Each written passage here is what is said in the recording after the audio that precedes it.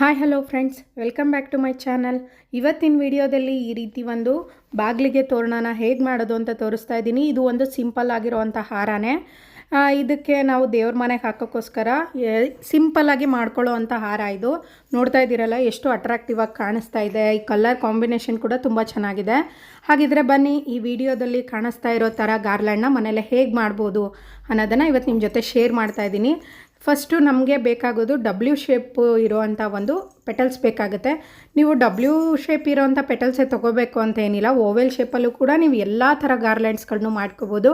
But ನಾನು W ಶೇಪಲ್ಲೇ ಯಾಕೆ ತೋರಿಸ್ತಾ ಇದ್ದೀನಿ ಅಂದರೆ, ಇದು ನಾನು ದೇವ್ರ ಮನೆಗೆ ಅನ್ನೋ ಒಂದು ಕಾನ್ಸೆಪ್ಟಲ್ಲಿ ಇಟ್ಕೊಂಡು ಮಾಡ್ತಾ ಇರೋದ್ರಿಂದ ಶಾವಂತಿಗೆ ಹೂವು ಹಾಗೆ ತುಳಸಿ ಹಾಗೆ ಒಂದು ಮಲ್ಲಿಗೆ ಹಾರ ಥರ ಕಾಣಬೇಕು ಅಂತ ಹೇಳಿ ನಾನು ಈ ರೀತಿ ಮಾಡ್ತಾಯಿದ್ದೀನಿ. ಈ ರೀತಿ ಪೆಟಲ್ಸ್ ಮಾಡ್ಕೊಳ್ಳೋದ್ರಿಂದನೇ ನಮಗೆ ಆ ಥರ ಒಂದು ಫಿನಿಶಿಂಗ್ ಬರುತ್ತೆ. ನಾನು ಫಸ್ಟು 2.5 ಇಂಚಷ್ಟು ಉದ್ದ ಇಟ್ಕೊಂಡಿದ್ದೀನಿ, ಹಾಗೆ 2 ಇಂಚಷ್ಟು ಅಗಲನ ಇಟ್ಕೊಂಡಿದ್ದೀನಿ. ಹಾಗೆ ಇದನ್ನು ಸ್ಕ್ವಯರಾಗಿ ಫಸ್ಟು ನಾವು ಡ್ರಾ ಮಾಡಿಕೊಂಡು ಕಟ್ ಮಾಡ್ಕೋಬೇಕಾಗತ್ತೆ. ನೋಡಿ, ನಾನು 2.5 ಇಂಚಷ್ಟು ಉದ್ದ ಇಟ್ಕೊಂಡಿದ್ದೀನಿ, ಹಾಗೆ 2 ಇಂಚಷ್ಟು ಅಗಲ ಇಟ್ಕೊಂಡಿದ್ದೀನಿ. ನೀವು ಇನ್ನು ದೊಡ್ಡದು ಬೇಕಿದ್ರೂ ಪೆಟಲ್ಸ್ ಮಾಡ್ಕೋಬೋದು, ಅಂದರೆ ಆಗ ದೊಡ್ಡ ಹಾರ ಆಗುತ್ತೆ. ನೋಡಿ, ಈ ರೀತಿ ಸ್ಕ್ವಯರಾಗಿ ನಾನು ಕಟ್ ಮಾಡ್ಕೊಂಡಿದ್ದೀನಿ. ಹಾಗೆ ದೋಸೆ ಫೋಲ್ಡ್ ಅಂತ ನಿಮ್ಗೆ ಯಾವಾಗಲೂ ತೋರಿಸ್ತಾ ಇರ್ತೀನಲ್ವ, ಆ ರೀತಿ ಒಂದು ಫೋಲ್ಡಿಂಗ್ ಮಾಡ್ಕೊಳ್ಳಿ. ನೋಡ್ತಾ ಇದ್ದೀರಲ್ಲ ನಾನು ಹೇಗೆ ತೋರಿಸಿದ್ದೀನಿ, ಆ ರೀತಿ ಫೋಲ್ಡ್ ಮಾಡಿಕೊಂಡು ಹಾಗೆ ಅದ್ರ ಮೇಲೆ ಈ ರೀತಿ ಒಂದು ಪೆಟಲ್ಸ್ ಥರ ಬರಬೇಕು. ಹಾಗಾಗಿ ಒಂದು ಹಾಗೆ ಕರ್ವ್ ಥರ ಮಾಡ್ಕೊಳ್ಳೋಣ. ಎರಡೂ ಸೈಡಲ್ಲೂ ಮಾಡ್ಕೋಬೇಕಾಗುತ್ತೆ. ಈ ರೀತಿ ಫೋಲ್ಡ್ ಮಾಡಿಕೊಂಡ್ರೆ ನಿಮಗೆ ಡಬ್ಲ್ಯೂ ಶೇಪಲ್ಲಿ ಬರುತ್ತೆ. ನೋಡ್ತಾ ಇದ್ದೀರಲ್ಲ, ಈಗ ಈ ರೀತಿ ನಾವು ಕಟ್ ಮಾಡಿಕೊಂಡು ಓಪನ್ ಮಾಡಿಕೊಂಡ್ರೆ ಒಂದು ಶೇಪ್ ಏನಿರುತ್ತೆ ತುಂಬ ಚೆನ್ನಾಗಿ ಬರುತ್ತೆ. ನೀವು ಇದರಲ್ಲಿ ಓವೆಲ್ ಶೇಪ್ ಕೂಡ ಮಾಡ್ಕೋಬೋದು. ನಾನು ಹಳೆ ವೀಡಿಯೋಗಳೆಲ್ಲ ಅಪ್ಲೋಡ್ ಮಾಡಿದ್ದೀನಿ, ಅದನ್ನು ಕೂಡ ಚೆಕ್ ಮಾಡ್ಕೊಳ್ಳಿ. ನೋಡಿ, ಈ ರೀತಿ ಬರುತ್ತೆ.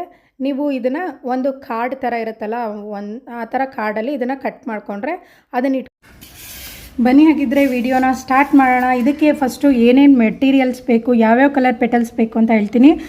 ಫಸ್ಟು ಬಂದು ಲೆಮನ್ ಯೆಲ್ಲೋ ಕಲರ್. ಇದೇ ತುಂಬ ಫಸ್ಟು ಮೇಯ್ನಾಗಿ ಬೇಕಾಗಿರೋದು, ಯಾಕಂದರೆ ತುಂಬ ಅಟ್ರಾಕ್ಟಿವ್ ಆಗಿರೋವಂಥ ಕಲರ್ ಇದು. ನೀವು ಯಾವ ಕಲರ್ ಕಾಂಬಿನೇಷನಲ್ಲಾದರೂ ಈ ಹಾರ ಮಾಡ್ಕೋಬೋದು. ಇದು ತುಂಬ ಸಿಂಪಲ್ಲಾಗಿ ದೇವ್ರ ಮನೆಗೆ ಹಾಕೋದಕ್ಕೆ ಆಗುತ್ತೆ. ನಾನು ಒಂದು ತುಳಸಿ ಹಾಗೆ ಒಂದು ಶಾವಂತಿಗೆ ಹೂವು ಹಾಗೆ ಒಂದು ಮಲ್ಲಿಗೆ ಹೂವು ಅನ್ನೋ ರೀತಿ ಒಂದು ಕಾನ್ಸೆಪ್ಟಲ್ಲಿ ಈ ಥರ ಕಲರ್ಸ್ನ ಚೂಸ್ ಮಾಡಿದ್ದೀನಿ. ಹಾಗೆ ವೈಟ್ ಕಲರ್ ಕೂಡ ಬೇಕಾಗುತ್ತೆ. ಹಾಗೆ ಈ ರೀತಿ ದಪ್ಪ ಬೀಡ್ಸು ಮತ್ತು ಸ್ಮಾಲ್ ಬೀಡ್ಸ್ ಬೇಕಾಗುತ್ತೆ. ಹಾಗೆ ಈ ರೀತಿ ಒಂದು ಥ್ರೆಡ್ ಬೇಕಾಗುತ್ತೆ. ನೋಡ್ತಾ ಇದ್ದೀರಲ್ಲ, ಇಷ್ಟು ದಪ್ಪ ಇರಬೇಕು. ಇದು ಗಟ್ಟಿ ಥ್ರೆಡ್ ಆಗಿರುತ್ತೆ. ಒಂದು ನೀಡಲ್ ಬೇಕಾಗುತ್ತೆ. ಫಸ್ಟು ನಾವು ಇವಾಗ ಯಾವ ಅಳತೆಯಲ್ಲಿ ಇದನ್ನು ಡಬಲ್ಲಲ್ಲೇ ತೊಗೋಬೇಕಾಗುತ್ತೆ. 2 ಎಳೆಯಲ್ಲಿ ತೊಗೋಬೇಕು. ನಮಗೆ ಡೋರಲ್ಲಿ ಯಾವ ಥರ ಅಂದರೆ ಫುಲ್ಲು ಡೋರ್ ಬೇಕು ಅಂದರೆ 7 ಅಡಿ ಡೋರ್ಗೂ ಫುಲ್ ತೊಗೋಬೇಕಂದ್ರೆ 7 ಅಡಿ ದಾರ ತೊಗೋಬೋದು. ಅಥವಾ ಮುಕ್ಕಾಲು ಭಾಗದ ಕೆಲವೊಬ್ಬರು ಮಾಡ್ತಾರೆ, ಅಂದರೆ 5 ಅಡಿಗೆ ಮಾಡ್ಕೋತಾರೆ, 6 ಅಡಿ ಮಾಡ್ತಾರೆ. ನಿಮ್ಗೆ ಯಾವ ಲೆಂತ್ ಬೇಕು ನಿಮ್ಮ ಮನೆ ಡೋರ್ನ ಚೆಕ್ ಮಾಡಿಕೊಂಡು ನೀವು ತೊಗೋಬೋದು. ನಾನು ಬಂದು ದೇವಸ್ಥಾನಕ್ಕೆ ಮಾಡ್ತಾಯಿದ್ದೀನಿ ಇದನ್ನು. ಸೊ ಹಾಗಾಗಿ ನಮ್ಮ ಒಂದು ದೇವಸ್ಥಾನ ತುಂಬ ಸಣ್ಣ ಇದೆ, ಅಷ್ಟೊಂದು ಎತ್ತರ ಇಲ್ಲ ಡೋರು. ಒಂದು 6 ಅಡಿ 5 ಅಡಿಗಂತೂ ಮಾಡ್ತಾಯಿದ್ದೀನಿ. ಬಟ್ ನಮ್ಮನೆ ಡೋರ್ ಅಳತೆಗೆ ತೊಗೊಂಡಿದ್ದೀನಿ. ನೋಡಿ, ಈ ರೀತಿ ಸ್ವಲ್ಪ ಥ್ರೆಡ್ನ ಬಿಟ್ಟು ಕಟ್ಕೋತಾ ಇದ್ದೀನಿ, ಯಾಕಂದರೆ ನೆಕ್ಸ್ಟ್ ಕುಚ್ಚು ಕಟ್ಟೋದಕ್ಕೆ ಬೇಕಾಗುತ್ತೆ ಎಂಡಿಂಗಲ್ಲಿ. ಸೊ ಹಾಗಾಗಿ ಒಂದು ಸ್ವಲ್ಪ ಥ್ರೆಡ್ನ ಬಿಟ್ಕೋತಾ ಇದ್ದೀನಿ. ಹಾಗೆ ಈ ರೀತಿ ಒಂದು ಥರ್ಮಾಕೋಲ್ ಇರುತ್ತೆ, ಅದರ ಸಹಾಯದಿಂದ ನಾವು ತುಂಬ ಬೇಗನೆ ರೆಡಿ ಮಾಡ್ಕೋಬೋದು. ನೋಡಿ, ನಾನು ಈ ರೀತಿ ಮಾಡ್ತಾಯಿದ್ದೀನಿ. ನಮ್ಮ ಒಂದು ಲೆಂತ್ ಬಂದು ಈಗ ನಾರ್ಮಲಾಗಿ ನೀವು ಹಾರ ತೊಗೊಬರ್ತೀರಲ್ಲ ಅಷ್ಟು ಲೆಂತಿಗೆ ಮಾಡ್ತಾಯಿದ್ದೀನಿ. ಈಗ ನಾನು ಫಸ್ಟು ಒಂದು ಸ್ಮಾಲ್ ಬೀಡ್ಸ್ ಹಾಕ್ತಾಯಿದ್ದೀನಿ. ಹಾಗೆ ಈಗ ಫಸ್ಟು ಗ್ರೀನ್ ಕಲರ್ ಪೆಟಲ್ಸ್ನ ಹಾಕ್ತಾಯಿದ್ದೀನಿ, ಅಂದರೆ 25 ಗ್ರೀನ್ ಕಲರ್ ಪೆಟಲ್ಸ್ನ ಹಾಕ್ತಾಯಿದ್ದೀನಿ. ಹಾಗೆ 5 ಪೆಟಲ್ಸ್ಗೂ ಕೂಡ ನಾನು ಒಂದೊಂದು ಬೀಡ್ಸ್ ಕೂಡ ಹಾಕ್ತೀನಿ. Green colour 25 petals.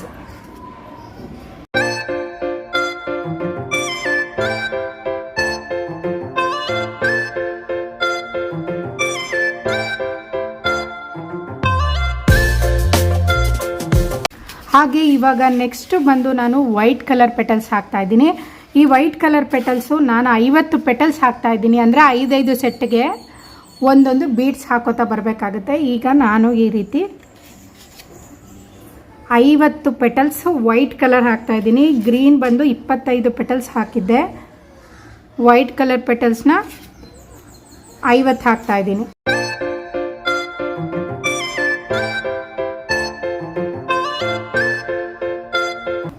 ನೋಡಿ ಈಗ ನಾನು ಗ್ರೀನ್ ಕಲರ್ 25 ಪೆಟಲ್ಸ್ ಹಾಕಿದ್ದೀನಿ, ಹಾಗೆ ವೈಟ್ ಕಲರಲ್ಲಿ 50 ಪೆಟಲ್ಸ್ ಹಾಕಿದ್ದೀನಿ. ಈಗ ನಾನು ಮತ್ತೆ ಗ್ರೀನ್ ಕಲರ್ ಪೆಟಲ್ಸ್ನ 25 ಪೆಟಲ್ಸು 5 ಸೆಟ್ ಹಾಕ್ತೀನಿ. ಹಾಗೆ ನೀವು ಇದೇ ರೀತಿ ಡಬ್ಲ್ಯೂ ಶೇಪಲ್ಲೇ ಮಾಡ್ಕೋಬೇಕು ಅಂತಲೂ ಇಲ್ಲ, ನಿಮಗೆ ಓವೆಲ್ ಶೇಪ್ದು ಕೂಡ ನಾನು ತೋರಿಸಿದ್ದೀನಿ, ನನ್ನ ಹಳೆ ವಿಡಿಯೋಸಲ್ಲಿ ನೋಡಿರ್ಬೋದು.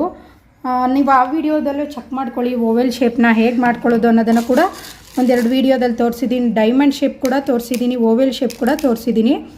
ನೀವು ಯಾವ ಶೇಪಲ್ಲಿ ಬೇಕಾದರೂ ಈ ಒಂದು ಡಿಸೈನ್ ಮಾಡ್ಕೋಬೋದು. ನೋಡಿ ಇವಾಗ ಗ್ರೀನ್ 25 ಮತ್ತು ವೈಟ್ ಕಲರ್ 10 ಮತ್ತು ಗ್ರೀನ್ ಕಲರ್ 25 ಹಾಕಿದ್ದೀನಿ.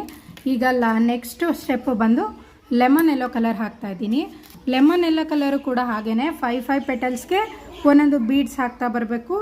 ಅದೇ ರೀತಿ ನಾವು 32 ಸೆಟ್ಸ್ ಹಾಕ್ತಾಯಿದ್ದೀನಿ. ಅಂದರೆ ಸೆಟ್ಸ್ ಅಂದರೆ 5ಗೆ 1 ಸೆಟ್ಸು ಅಂದರೆ ಹತ್ತತ್ರ ಅದು 160 ಪೆಟಲ್ಸ್ ಹಾಕ್ತಾಯಿದ್ದೀನಿ. ನೀವು ಅಕಸ್ಮಾತ್ ಲೆಂತ್ ಏನಾದರೂ ಜಾಸ್ತಿ ಇಟ್ಕೊಂಡ್ರೆ ಜಾಸ್ತಿ ಮಾಡ್ಕೋಬೋದು. ನಾನೀಗ ಹಾಕ್ತಾ ಇರೋ ಲೆಂತ್ಗೆ 160 ಪೆಟಲ್ಸ್ ಹಾಕ್ತಾಯಿದ್ದೀನಿ. ಹಾಗೆ 5 ಪೆಟಲ್ಸ್ಗೆ ಒಂದೊಂದು ಬೀಡ್ಸ್ ಹಾಕಬೇಕು.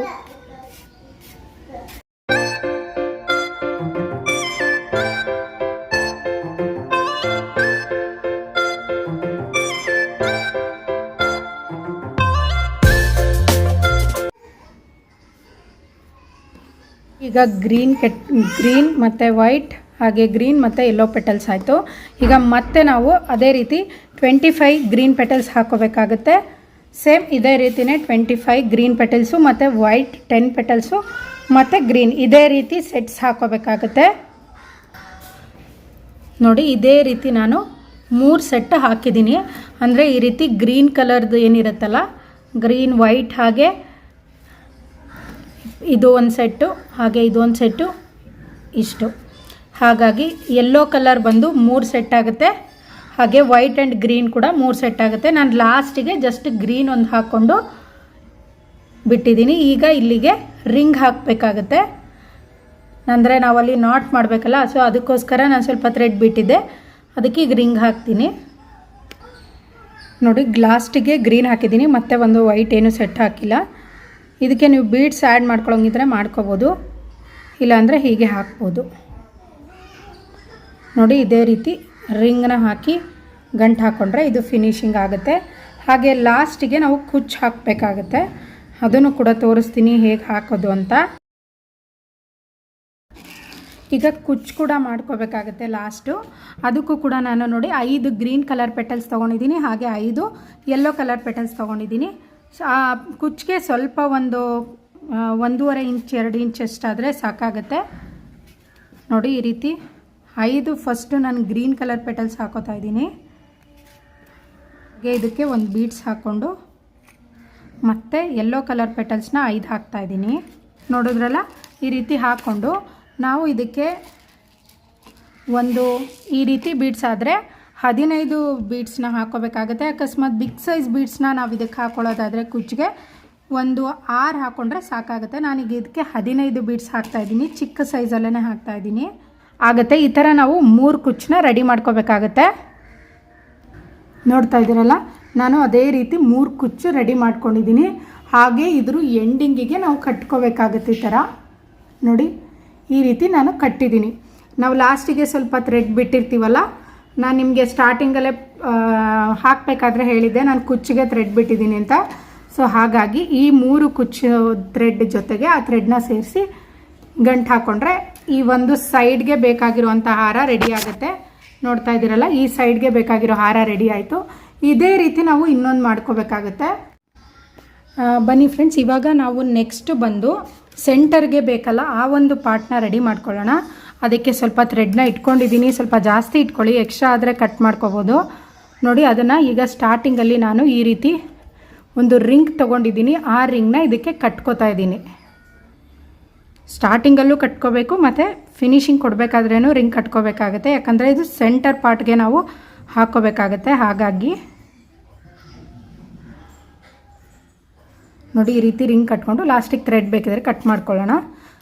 ಇವಾಗ ಸ್ಟಾರ್ಟಿಂಗಲ್ಲಿ ನಾನು ಮತ್ತೆ ಸೇಮ್ ಅದರಲ್ಲಿ ಹೇಗೆ ನಾವು ಪೆಟಲ್ಸ್ನ ಹಾಕೋತಾ ಬಂದ್ವಿ ಅದೇ ರೀತಿ ಹಾಕೋಬೇಕಾಗತ್ತೆ. ನೋಡಿ ಫಸ್ಟ್ 1 ಬೀಡ್ಸ್ ಹಾಕೋತಾ ಇದ್ದೀನಿ, ಹಾಗೆ ಗ್ರೀನ್ ಕಲರ್ ಪೆಟಲ್ಸ್ನ 25 ಪೆಟಲ್ಸ್ ಹಾಕ್ತಾಯಿದ್ದೀನಿ, ಅಂದರೆ 5 ಸೆಟ್ಸ್.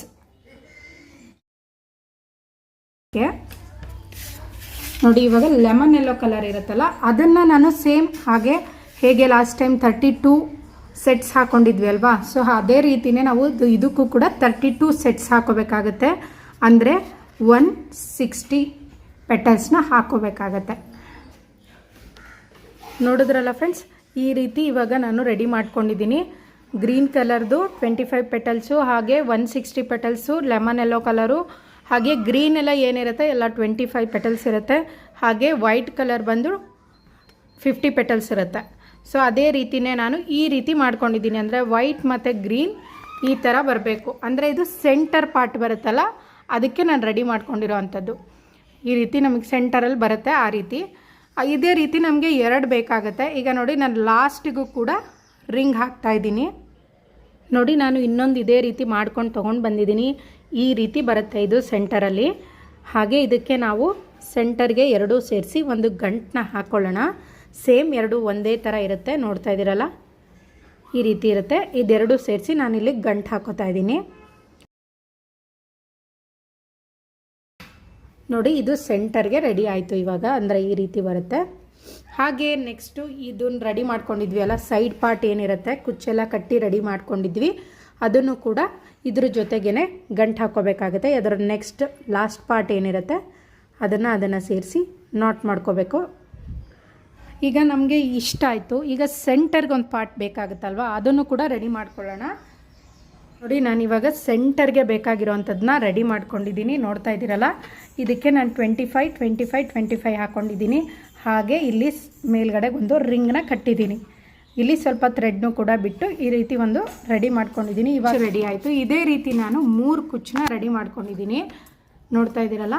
ಇದೇ ರೀತಿ ನಾನು 3 ಕುಚ್ಚನ್ನ ರೆಡಿ ಮಾಡಿಕೊಂಡು ಹಾಗೆ ಅದನ್ನು ಇಲ್ಲಿ ನಾವು ರೆಡಿ ಮಾಡ್ಕೊಂಡಿರೋವಂಥ ಒಂದು ಕೆಳಗಡೆಗೆ ಬೇಕಾಗಿರೋವಂಥ ಕುಚ್ಚು ರೆಡಿ ಆಗಿತ್ತಲ್ಲ, ಆ ಕುಚ್ಚಿಗೆ ಈ ಕುಚ್ಚನ್ನ ಸೇರಿಸಿ ಗಂಟು ಹಾಕ್ತಾಯಿದ್ದೀನಿ.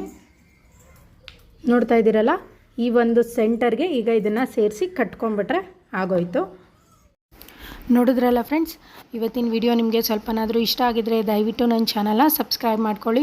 ಇನ್ನಷ್ಟು ವೀಡಿಯೋಗೋಸ್ಕರ ಸಪೋರ್ಟ್ ಮಾಡಿ ಪ್ಲೀಸ್. ನೋಡ್ತಾ ಇದ್ದೀರಲ್ಲ, ಈ ಥರ ನಾನು ಗಾರ್ಲ್ಯಾಂಡ್ಸ್ ಮಾಡಿದ್ದೀನಿ, ನನ್ನ ಲಾಂಗ್ ವಿಡಿಯೋದಲ್ಲೆಲ್ಲ ಅಪ್ಲೋಡ್ ಮಾಡಿದ್ದೀನಿ, ನನ್ನ ಚಾನಲಲ್ಲಿ ಚೆಕ್ ಮಾಡ್ಕೋಬೋದು. Okay friends, thank you for watching. Bye.